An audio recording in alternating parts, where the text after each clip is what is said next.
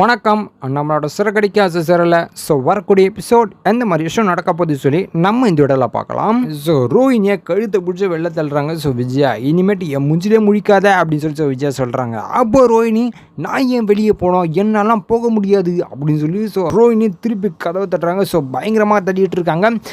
என்னடி உனக்கு பிரச்சனை, இப்போ எது கதவை தட்டிகிட்டு இருக்க அப்படின்னு சொல்லி கேட்டுட்டு இருக்காங்க. அப்போது என்ன நடக்குது அப்படின்னு பார்த்தீங்கன்னா, ஆண்டி இங்கே பாருங்கள், என்னெல்லாம் வெளியே போக முடியாது, ஏன்னா மனோஜ் இங்கே தான் இருக்கான், மனோஜ் இருக்கிற இடத்துல நானும் இருக்க முடியும், என்னெல்லாம் வெளியே போக முடியாது அப்படின்னு சொல்லி ரோஹினி வந்து பேசிகிட்டு இருக்காங்க. அப்போது விஜய் சொல்கிறாங்க, இங்கே பாரு திமிராக பேசிட்டு இருந்தேன்னு வை, அவ்வளோதான் உன்னை மரியாதை வீட்டை விட்டு வெளில போ அப்படின்னு சொல்லி விஜய் வந்து சத்தம் போட்டுட்டு இருக்காங்க. அப்போ அண்ணாமலை சொல்கிறாங்க, விஜய் நீ கொஞ்சம் பொறுமையாக இரு, நம்ம இன்னும் கொஞ்சம் பேசி புரிய வைப்போம் அப்படின்னு சொல்லிட்டு இருக்காங்க. அப்போ விஜய் சொல்கிறாங்க, என்னங்க சொல்லிட்டு இருக்கீங்க, இங்கே பாருங்க இப்போ என்னென்ன பேசிகிட்டு இருக்கா பாருங்க, என் கூட எப்படி இருந்து இப்போ எப்படி பேசிகிட்டு இருக்கா பாருங்க அப்படின்னு சொல்லி விஜய் வந்து பேசிகிட்டு இருக்காங்க. அப்போ அண்ணாமலை சொல்கிறாங்க, விஜய் நீ கொஞ்சம் பொறுமையாக இரு, இதை முடிவு பண்ணுறது மனோஜ் தான், புரியுதா அப்படின்னு சொல்லிட்டு இருக்காங்க.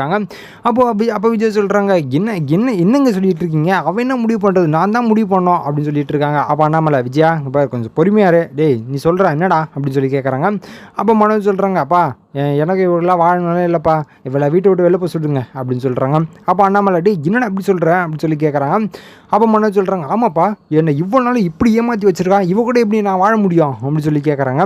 அப்போ விஜய் சொல்கிறாங்க, ஆமாங்க இப்போ கேட்டிங்களே அவன் சொல்கிறது, ஏற்கனவே அந்த ஜீவா வந்து இவளை ஏமாற்றி இவன் எப்படி இருந்தான்னு பார்த்தீங்களா, இப்போ இவ வேற வந்திருக்கா, இப்போவே இவளை வீட்டை விட்டு வெளில அமிச்சா தான் எல்லாமே சரியாகும் அப்படின்னு சொல்கிறாங்க. அப்போ அண்ணாமலை, சரி இப்போ என்ன பண்ணலான்ற அப்படின்னு சொல்லி கேட்குறாங்க. அப்போ விஜய் சொல்கிறாங்க, சரி டிவோர்ஸை கொடுத்துருவோம் அப்படின்னு சொல்லி சொல்கிறாங்க. விஜயா கொஞ்சம் பார்த்து பொறுமையாக பேசு அப்படின்னு சொல்லிட்டு இருக்காங்க. அப்போ விஜய் சொல்கிறாங்க, ஏங்க நீங்கள் பேசாதீங்க நான் சொல்லிக்கிறேன் அப்படின்னு சொல்கிறாங்க. ரோஹினி, அங்கிள் ஆன்ட்டி வந்து இந்த பணம் காசு இருந்தால் தான் கல்யாணம் பண்ணி வைப்பேன் அப்படி இப்படின்னு சொல்லிட்டு இருந்தாங்க, ஸோ அதுக்காக தான் என்கிட்ட காசு இருக்கிற மாதிரி நடித்தேன், வேறு எதுவுமே இல்லை மாமா அப்படின்னு சொல்லி சொல்கிறாங்க. அப்போ விஜய், பார்த்தீங்களாங்க இப்போ என்ன சொல்கிறா பாருங்க, எவ்வளோ பெரிய ஆளாக இருப்பா பாருங்க அப்படின்னு சொல்லி ஸோ விஜய்க்கு ரொம்ப கோவம் வருது. ஸோ அதுவும் இல்லாமல் ரோஹினி, என்ன நீங்கள் இப்போ எப்படி பேசிகிட்டு இருக்கீங்க, நான் என்ன பண்ணிட்டேன் அவ்வளோ பெரிய தப்பே அப்படின்னு சொல்லி ஸோ ஒரு மாதிரி எதிர்த்து பேசுகிறாங்க. அப்போ அண்ணாமலை, ரோஹினி இங்கே பாரு சும்மா நீங்கள் சும்மா எதிர்த்து பேசிகிட்டு இருக்காத, சொல்கிறத கொஞ்சம் பொறுமையாக கேளு அப்படின்னு சொல்லிட்டு இருக்காங்க.